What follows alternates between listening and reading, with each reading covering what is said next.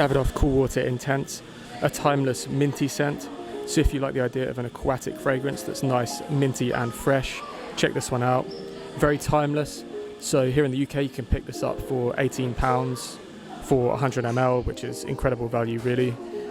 It does have a passing resemblance to Green Irish Tweed by Creed, but that Green Irish Tweed goes in a different direction in the dry down, so only a passing likeness. But yeah, I really like this. I still reach for this regularly, and in terms of a bang for your buck fragrance, it's hard to beat. Zara's Vibrant Leather. So this is a clone of Creed Aventus. It's a nice one, it's very good value as well. There's an interesting note of bamboo in here, but in general you get just that kind of generic Aventus type of a smell. But to me it smells reasonable quality. Performance is okay, nothing special, but it does resemble Aventus closely and can be bought for a good price. Lalique's Encre Noir, a nice woody cypress scent. So it's kind of like a damp, woody type of a scent here. If you can imagine like damp woods, that would sum this up quite well. Performance is okay, very, very affordable. If you want something kind of dark and mysterious and you can get a good price on this, then check out Encre Noir. Abercrombie & Fitch Authentic, another Creed Aventus smell-alike, but is mass appealing for a reason. So if you can overlook the slightly generic aspect to this and fragrances like it, and just appreciate that it's going to be mass appealing and smell nice, then you'll get along well with Authentic. Nice magnetic cap on this one as well. I like the presentation. So it's a nice bright citrusy take on Aventus. Lasts quite a long time and the dry down is nice on this one. Boss Bottled Infinite. A bit of a Parfum Stamali Sedley feel about this, in that it's a kind of a watery blue, if that makes sense. In here you get an apple instead of the lemon that you get in Sedley, and you can certainly tell them apart, but if you want something that has a bit of a Sedley vibe to it for the cheaper end of designer pricing, you could check this one out. A great all season, all occasion dumb reach. Boss Bottled Infinite is always going to work. John Barbatos Artisan Pure. You can generally get this for a pretty decent price, so I thought it deserved to be mentioned in this list. If you're a fan of Neroli Portofino, you'll probably like this. It's a nice Neroli Mandarin orange type of combination. Very fresh and soapy and clean. A bit light on projection and performance. But if you want something nice and easy, that's refreshing, citrus Neroli combo, check this one out. Davidoff's Cool Water Intense. So we mentioned the original Cool Water earlier. This is very separate from that, doesn't really smell similar at all. This is more of the Invictus type of a feel, like that fruity, synthetic, loud feel. It's not really my kind of thing, but if you want something that's fruity, very strong and an attention grabber, then check this one out. Joop Jump, most people here in the UK will have come across this.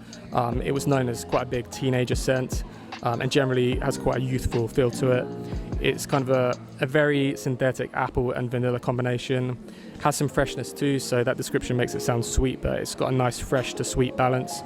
The older I get, the more I think it smells a little bit chemical and synthetic, and it's not really something I'd reach for. But yeah, it does the job it sets out to do. It's quite brash and loud, and relatively safe in terms of mass appeal. So if you haven't checked out Joop Jump, maybe you should, and you might like it. Oud's 24 Hours. So this is a clone of Tom Ford's Black Orchid, and it's done really, really well. Doesn't smell harsh or chemical at all to me. You could even argue it's a bit nicer than Black Orchid. I certainly feel that way. I'm not the biggest Black Orchid fan. This for me focuses a bit more on the truffles as opposed to the florals. Black Orchid obviously being a floral and truffle mixture with quite heavy patchouli. I find this a bit more wearable actually. Here in the UK, you used to be able to get this for about £12. It's probably still in that kind of range for 100 ml, which is great value. And if you like the description, you should check this one out. Up next, we have 9 PM by Afnan. This is a clone of Ultramel by Jean-Paul Gaultier. I prefer this to Ultramel. It doesn't have the pear note, it has an apple note instead. And in general, I just find it a nicer fragrance. Doesn't smell lower quality or anything like that. Smells totally fine. If this was a standalone designer fragrance, it would be fine. It doesn't strike me as like a harsh clone or anything like that. I'm starting to really appreciate clones more and more. The first couple of ones I tried were a bit chemical and harsh, and it put me off for a long time, thinking that maybe all clones were like that. Thankfully, some of the ones I've got recently have impressed me quite a lot, so I'm certainly swaying around about them. But yeah, this is a really good one.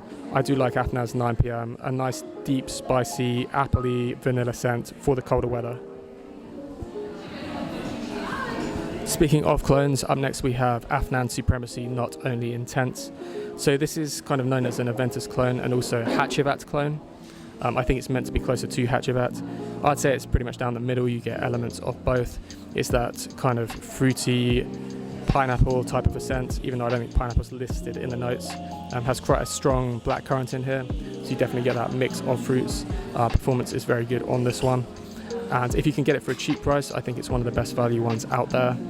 I'm really impressed with this. I think this is excellent.